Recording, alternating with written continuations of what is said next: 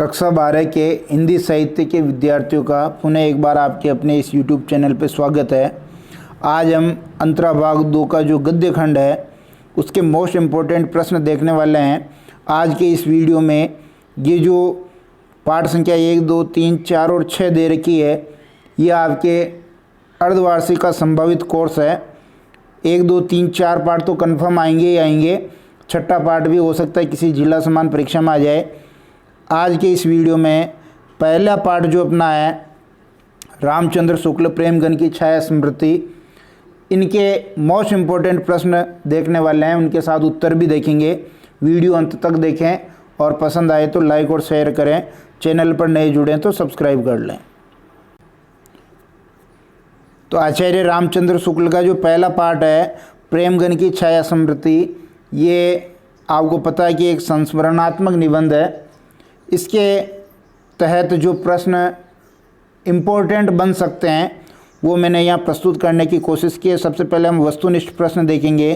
पहला प्रश्न, 1905 ईस्वी में काशी नागरिक प्रचारणी सभा में आचार्य रामचंद्र शुक्ल को किसके निर्माण कार्य में सहायक संपादक के पद पर नियुक्त किया गया? तो इसके 4 ऑप्शन है, हिंदी शब्द सागर, रस मीमांसा, भ्रमर गीत सार, जायसी ग्रंथावली। तो आपको पता है कि हिंदी शब्द सागर की जो भूमिका इन्होंने लिखी थी उसके लिए इनको नियुक्त किया गया था। ऑप्शन नंबर 1 बिल्कुल सही है।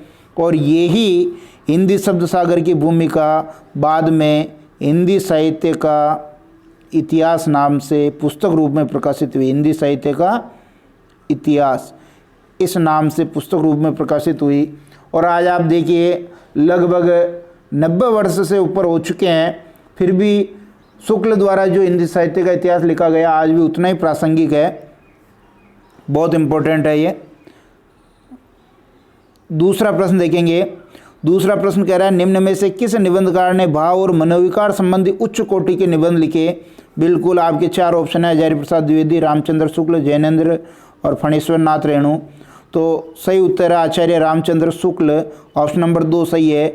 इन्होंने भाव और मनोविकार संबंधी निबंध लिखे और जो चिंतामणि नाम से 4 भागों में संकलित हैं। चिंतामणि नाम से कितने भाग हैं? 4 भाग हैं, उनमें संकलित हैं।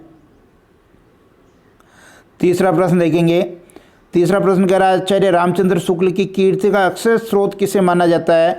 रस मीमांसा को, हिंदी साहित्य का इतिहास, चिंतामणि, भ्रमर गीत सार। अभी हमने ऊपर बात की, बिल्कुल ऑप्शन नंबर 2 हिंदी साहित्य का इतिहास, ये इनके अक्षय कीर्ति का स्रोत है। फिर आगे देखिए चौथा प्रश्न। चौथा प्रश्न कह रहा है कि चिंतामणि निबंध संग्रह किसका? अभी अपन ने ऊपर बात की, फणीश्वर नाथ रेणु का, हजारी प्रसाद द्विवेदी का, रामचंद्र शुक्ल का, रामविलास शर्मा का। किसका है ये? आचार्य रामचंद्र शुक्ल का। और कितने भाग हैं जरा याद करके बताइए, भी ऊपर हमने बात की, चिंतामणि के 4 भाग हैं। पांचवा प्रश्न देखिए, रस मीमांसा किसने लिखी? रामविलास शर्मा ने, फणीश्वर नाथ रेणु ने, हजारी प्रसाद द्विवेदी ने, रामचंद्र शुक्ल ने। तो ये रस मीमांसा भी बहुत प्रसिद्ध इनका एक रस से संबंधित एक ग्रंथ है, काव्यशास्त्रीय ग्रंथ है। आचार्य रामचंद्र शुक्ल ने इसको लिखा था, बहुत इंपॉर्टेंट है। ये भी प्रतियोगी परीक्षाओं में भी बहुत पूछा जाता है कि रस मीमांसा ग्रंथ किसका है? आचार्य रामचंद्र शुक्ल का। चौथा ऑप्शन हम सही करेंगे। छठा प्रश्न देखेंगे। छठा प्रश्न कह रहा है कि प्रेमगन की छाया स्मृति गद्य की किस विधा में लिखा गया पाठ है? आत्मकथा है, जीवनी है, एक साक्षात्कार है, संस्मरणात्मक निबंध है। तो ये एक संस्मरणात्मक निबंध है, ऑप्शन नंबर 3 सही करेंगे। और आपको ध्यान होना चाहिए कि प्रेमगन का पूरा नाम बद्री नारायण चौधरी प्रेमगन, ये इनका पूरा नाम है। अगर ये आपको नाम ध्यान रहेगा तो आप इस PDF के बहुत सारे प्रश्न कर पाएंगे। उपाध्याय भी इनके पहले लग जाता है, उपाध्याय बद्री नारायण चौधरी प्रेमगन, ये पूरा नाम आप याद करें इसको। फिर 7वां प्रश्न देखिए। 7वां जो प्रश्न है, प्रेमगन की छाया स्मृति पाठ के लेखक कौन है? ब्रजमोहन व्यास, रामविलास शर्मा, हजारी प्रसाद द्विवेदी, रामचंद्र शुक्ल। तो आचार्य रामचंद्र शुक्ल इसके लेखक हैं। 8वां, ये अभी हमने ऊपर बात की, प्रश्न आई गया, प्रेमगन का पूरा नाम क्या है? बद्री नारायण, पंडित केदारनाथ, भगवान दास, राम नारायण। तो बद्री नारायण चौधरी प्रेमगन इनका पूरा नाम है। एक वाला सही करेंगे। 9वां प्रश्न देखिए। प्रेमगन आधुनिक काल के किस कालखंड के कवि थे? तो आपने जब पाठ ढंग से पढ़ा होगा तो ये भारतेंदु मंडल के कवि थे। भारतेंदु जो मंडल है, भारतेंदु मंडल, उसके ये प्रमुख कवि थे। तो जाहिर सी बात है 4 ऑप्शन है, भारतेंदु युग, द्विवेदी युग, छायावाद और स्वच्छंदतावाद। आपने जब आधुनिक काल को देखा होगा तो उसका जो पहला कालखंड है वो भारतेंदु युग ही है, उसके बाद द्विवेदी युग है, उसके बाद छायावाद, प्रगतिवाद, प्रयोगवाद, इस प्रकार है। तो हम इसमें ऑप्शन नंबर 1 सही कर देंगे। भारतेंदु हरिश्चंद्र के नाम पर ये भारतेंदु युग पड़ा था। 10वां प्रश्न देखेंगे। 10वां प्रश्न कह रहा है कि आचार्य रामचंद्र शुक्ल के पिताजी कौन सा ग्रंथ नहीं पढ़ते थे? प्रश्न को ध्यान से पढ़ेंगे। नहीं पढ़ते थे की बात की। रामचरितमानस किसने लिखा? तुलसी का। तुलसी का रामचरितमानस तुलसीदास का। रामचंद्रिका किसकी है? केशव की, केशवदास। और भारतेंदु जी के नाटक अभिज्ञान शाकुंतलम, तो इसमें कौन सा वो नहीं पढ़ते थे? तो अभिज्ञान शाकुंतलम जो कालिदास का ये ग्रंथ है वो नहीं पढ़ते थे, बाकी पढ़ते थे। 11वां प्रश्न देखेंगे। इस पुरातत्व की दृष्टि में प्रेम और कुतूहल का अद्भुत मिश्रण रहता था, ये कथन किसके लिए कहा गया? तो ये किसके लिए कहा गया? आचार्य रामचंद्र शुक्ल के लिए, पंडित केदारनाथ के लिए, वामनाचार्य के लिए, बद्रीनारायण चौधरी प्रेमगन के लिए। तो चूंकि पूरा पार्ट ही बद्रीनारायण चौधरी प्रेमगन के व्यक्तित्व को लेकर के ये संस्मरणात्मक निबंध लिखा गया है, तो ऑप्शन नंबर 4 बिल्कुल सही है। फिर देखते हैं आगे 12वां प्रश्न। 12वां प्रश्न कह रहा है उपाध्याय जी के अनुसार मिर्जापुर का शाब्दिक अर्थ क्या है? जिज्ञासा, देवलोक, लक्ष्मीपुर, नरकलोक। तो ये लक्ष्मीपुर इसका सही नाम है। नागरी भाषा में इसको कहते थे, देवनागरी कहते हैं ना अपन, तो नागरी भाषा में कहते थे। और ये जो उपाध्याय जी शब्द आया ये भी किसके लिए आया? प्रेमगन के लिए। ऊपर नाम बताया ना, उपाध्याय बद्रीनारायण चौधरी प्रेमगन। 13वां प्रश्न देखिए। प्रेमगन की छाया स्मृति में निसंदेह शब्द किसके लिए आया? निसंदेह शब्द जो आया किसके लिए आया? प्रेमगन की मित्र मंडली के लिए, रामचंद्र शुक्ल की मित्र मंडली के लिए, आचार्य रामचंद्र शुक्ल के पिता के लिए, भारतेंदु हरिश्चंद्र के लिए।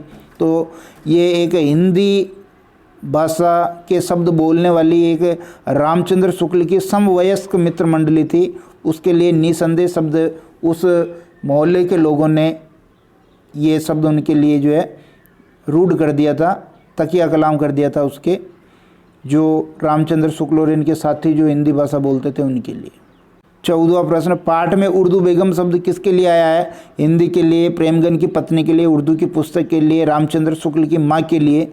तो ये जो बहुत ही सरल भाषा में उर्दू के बारे में बता रखा था, तो उर्दू की पुस्तक है ये। ऑप्शन नंबर 3 बिल्कुल सही है। 15वां देखिए, ये भी बहुत इंपॉर्टेंट प्रश्न है। कार्य बचाते नाही और अरे जब फूट जाई तभी चलत आवे कथन किसने कहे? किसने कहे? ये बद्रीनारायण चौधरी प्रेमगन ने कहे, पंडित केदारनाथ ने, रामचंद्र शुक्ल ने, वामनाचार्य ने।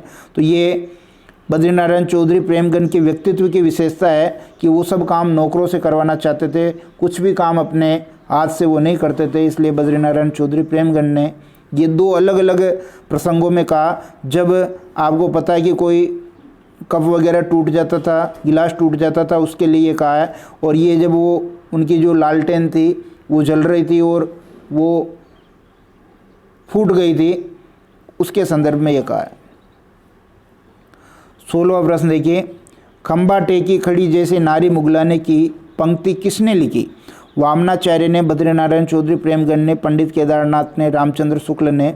तो आपको ध्यान होना चाहिए कि ये एक कवि थे वामनाचार्य उस वक्त के, जिन्होंने प्रेमगन की स्थिति को देखा कि ये वहाँ खिड़की पर बिल्कुल लंबे बाल थे इनके, तो वो वहाँ खड़े थे। तो ये कविता लिख रहे थे, कविता की चौथी लाइन नहीं मिल रही थी। तो जब उन्होंने प्रेमगन को वहाँ देखा वामनाचार्य ने, तो ये लाइन लिख दी थी। 17वां प्रश्न देखें। लता प्रतान के बीच एक मूर्ति दिखाई पड़ी, या मूर्ति शब्द किसके लिए आया है? भारतेंदु हरिश्चंद्र के लिए, रामचंद्र शुक्ल के पिता के लिए, प्रेमगन के लिए, रामचंद्र शुक्ल के लिए। तो ये आया बद्रीनारायण चौधरी प्रेमगन के लिए। ये पहली झांकी आपको ये तो पता है कि जब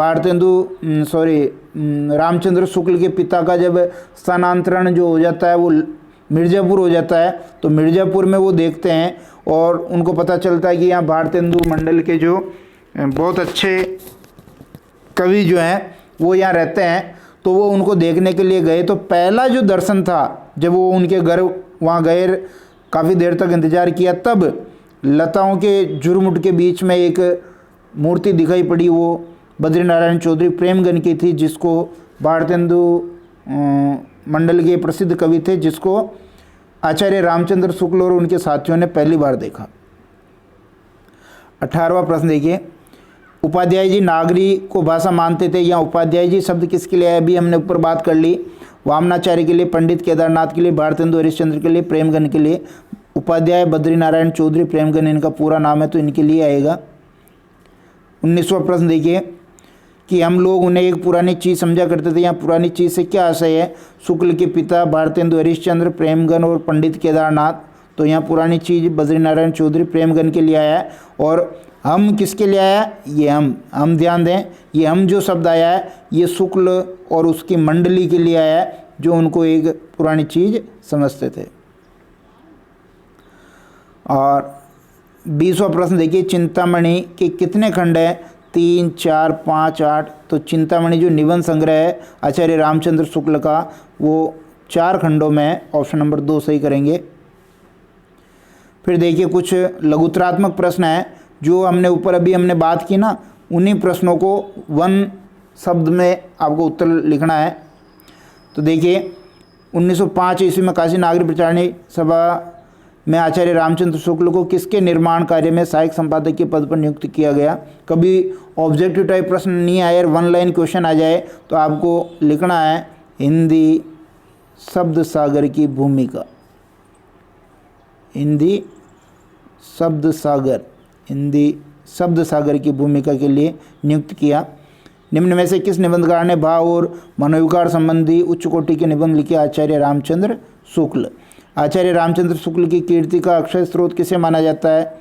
हिंदी साहित्य का इतिहास। हिंदी साहित्य का इतिहास। फिर देखिए चिंतामणि निबंध संग्रह किसका है? ये भी शुक्ल का। कितने भागों में? भाई भी हमने ऊपर बात की, 4 भागों में। और रस मीमांसा किसने लिखी? ये भी शुक्ल ने लिखी। प्रेमगन की छाया स्मृति गद्य की किस विधा में लिखा गया पाठ है? तो ये संस्मरणात्मक निबंध है। संस्मरणात्मक निबंध, ठीक है। फिर आगे देखेंगे प्रेमगन की छाया स्मृति पाठ के लेखक कौन है? आचार्य रामचंद्र शुक्ल, ठीक है। प्रेमगन का पूरा नाम क्या है? उपाध्याय बद्री नारायण चौधरी प्रेमगन। तो ध्यान दीजिए आपके पाठ में कहीं तो उपाध्याय शब्द को भी प्रयुक्त किया गया, कहीं चौधरी सर को भी प्रयुक्त किया गया, चौधरी साहब आया है, और कहीं कहीं प्रेमगन नाम है। तो ये तीनों ही नाम इन्हीं के हैं, बद्रीनारायण चौधरी प्रेमगन के।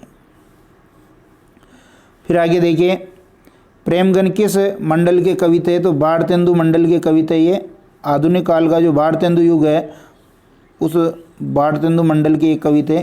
प्रेमगन की छाया स्मृति संस्मरणात्मक निबंध में लेखक ने किसका रोचक वर्णन किया है? किसका रोचक वर्णन किया?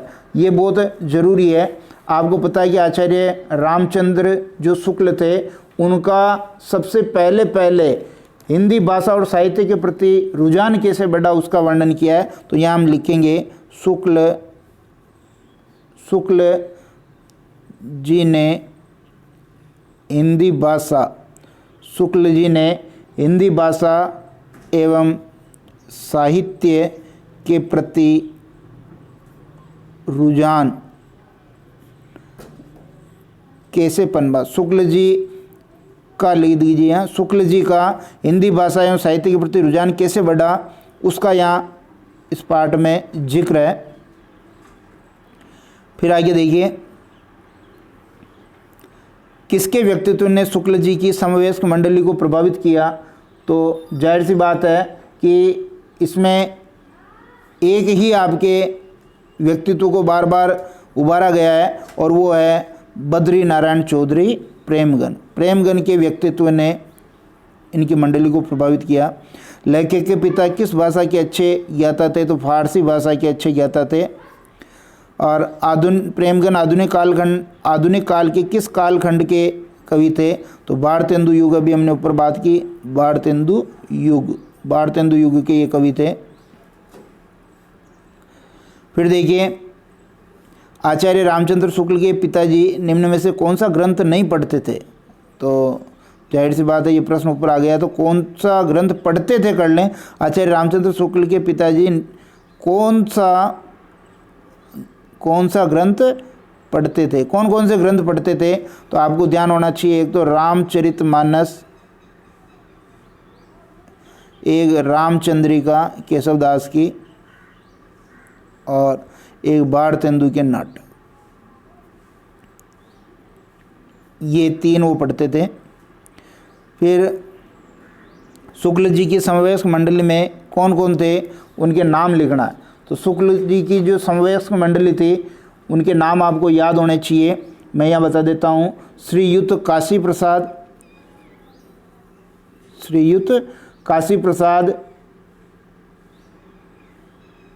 भगवान दास, बद्रीनाथ गौड़, उमाशंकर द्विवेदी। तो ये ध्यान रखिए, मान लो पूछ ले तो ये अपने को आना चाहिए। इसके बाद कुछ निबंधात्मक प्रश्न हैं, इनको भी आपको तैयार करना। प्रेमगन की छाया स्मृति निबंध के आधार पर प्रेमगन की व्यक्तित्व की विशेषताएं लिखनी है। बहुत इंपॉर्टेंट प्रश्न है ये। लेखक ने पहली बार प्रेमगन को कहाँ और किस स्थिति में देखा? लता प्रतान के बीच देखा, उसका आपको जिक्र करना है। प्रेमगन के वाक व्यवहार में विलक्षण वक्रता रहती थी, कैसे स्पष्ट करना है? तो आपको बताना है, एक तो वो जो पंडित जी आए थे कि पानी खाया है, भोजन पिया है, वो वाला, ये आपको ध्यान देना है। हम लोग उन्हें एक पुरानी चीज़ समझा करते थे, कथन को स्पष्ट करना है। यहाँ शुक्ल और उनकी मंडली बद्रीनारायण चौधरी प्रेमगन को पुरानी चीज़ समझते थे, उसके बारे में लिखना, क्यों समझते थे।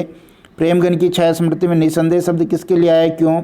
ये जो शुक्ल जी की जो हिंदी बोलने वाली मित्र मंडली थी उसके लिए आया है। इस पुरातत्व की दृष्टि में प्रेम और कुतूहल का अद्भुत मिश्रण रहता था, ये कथन किसके लिए कहा गया, क्यों? ये ऊपर आ चुका है। आचार्य रामचंद्र शुक्ल का झुकाव हिंदी साहित्य के प्रति किस प्रकार बढ़ा, पूरा आपको वर्णन करना। पहले तो शुक्ल जी के पिताजी का क्या योगदान था, एक तो वो देखना है। फिर जो एक केदारनाथ थे जिन्होंने एक पुस्तकालय स्थापित किया, उनका क्या योगदान रहा, और अंत में प्रेमगन का क्या योगदान रहा, ये आपको लिखना है। और अंतिम प्रश्न है कि लेखक के पिताजी की प्रमुख विशेषताओं का वर्णन कीजिए। जो भी फारसी भाषा जानते थे, कौन कौन से ग्रंथ पढ़ते थे, क्या है, वो सारा इसमें लिखना है। निश्चित रूप से ये वीडियो पसंद आया होगा, और चैनल को सब्सक्राइब करना ना भूलें, लाइक करना भी नहीं भूलें। ज़्यादा से ज़्यादा लाइक करें। बहुत बहुत धन्यवाद।